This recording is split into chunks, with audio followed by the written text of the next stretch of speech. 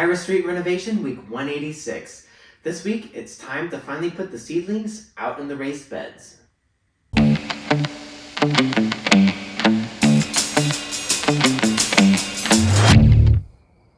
On Sunday, I'm running the Colfax Marathon relay with my old high school cross-country team. I have the first leg, which kicks off at the Denver Museum of Nature and Science. Lo and behold, I run into my neighbor David, who's running the full marathon. Good luck, David. My 6.5-mile leg runs from the museum down Colfax Avenue, along the Platte River, to the Broncos Stadium, where I hand the baton off to Carlos.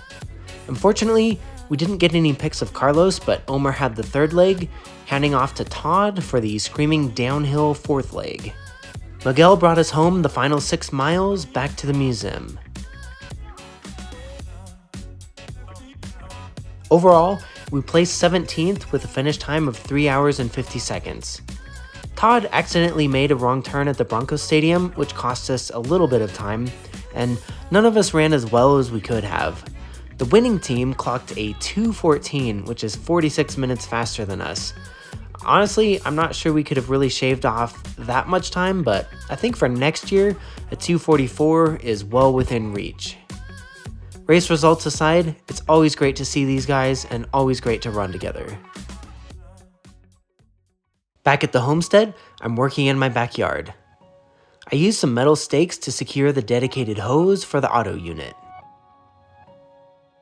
I'm fairly confident that our last frost is behind us, so I go ahead and plant my pumpkins, squash, and zucchini in their hills of dirt by the fence. It's a lot of fun thinking about the layout of the raised beds, and I end up with a mixture of tomatoes, cucumbers, herbs, and peppers in each bed. All these plants will get east to west sunlight throughout the day, so I'm not too worried about anything being cast in shadow, but we'll see if my layout has any shortcomings as the season progresses. For now, I'm happy to have my seedlings in the ground so they can start stretching out their roots.